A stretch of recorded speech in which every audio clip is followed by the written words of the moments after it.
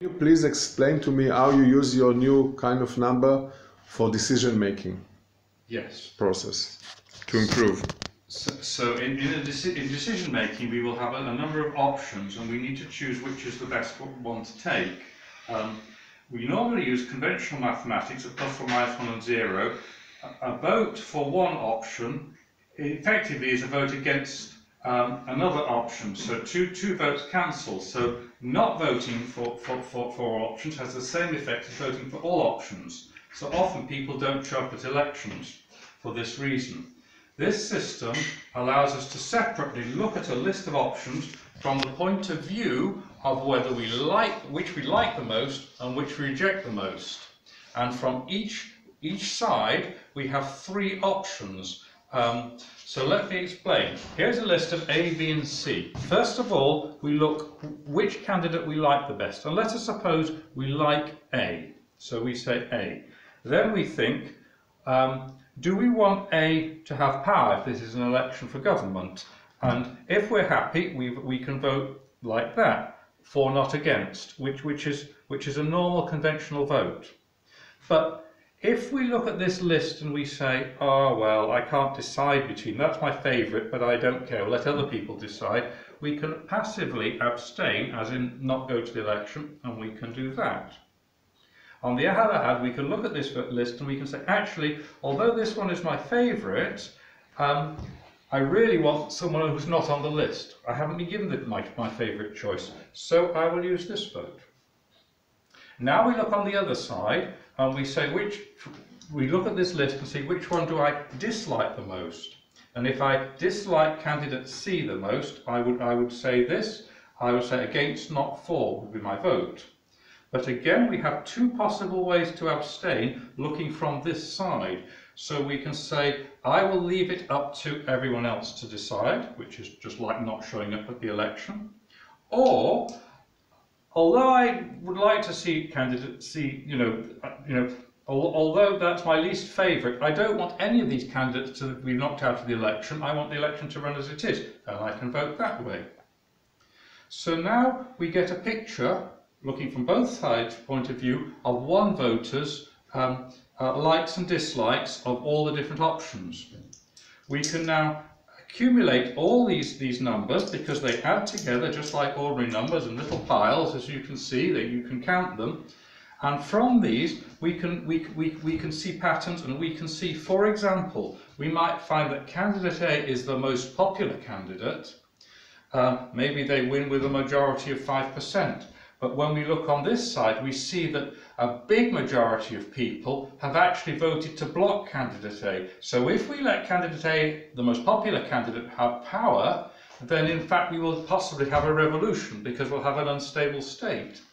Or it may be that candidate A was the most popular, but nearly everybody voted to say they wanted an option different from all the list of candidates. And again, if we give candidate A power, the population will be unhappy. If we want a stable democracy, we want to get a result which is very positive on this side, good high vote, and no negatives on this side. The best candidate, the best product, scores very high on this side and very low on this side. And if we control from both sides, we get a product that's going to be good and acceptable for everybody.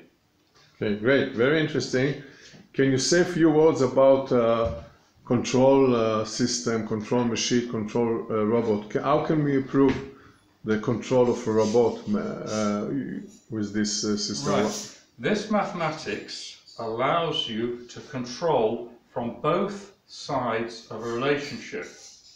I will have to use an analogy here just to make this quick.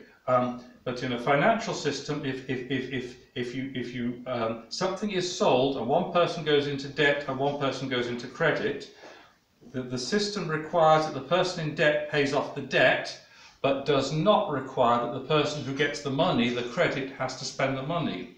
So the control is from one side only. The control is from the side of the person in debt. With this system, we control from both sides, so it is not sufficient that a condition on one side is satisfied, a mirror image condition on the other side must be satisfied. And because we require both, we have very tight control of the system, and therefore any machine that operates under the control of this system, because we have it. We say it must be controlled from this side correctly and from this side correctly. It's like a quality control. So you think that if you use this kind of 6 number to encode control of a machine or robot or computer, we might improve its work? I think so. I think that this will enable you to coordinate left and right. One of the problems when you're walking is you might tend to fall over. It's a problem to know to have control from the left and control from the right, and coordinate the two together so we can do something like clapping or walking. This will control from both sides. What about medicine? Do you think there might be implementation to medicine? Yes, I think if your brain is injured on one side as a result of a stroke or perhaps a wound, then a part of the brain dies. The brain has the ability to reassign function that's been lost to other healthy tissue. This is known as plasticity.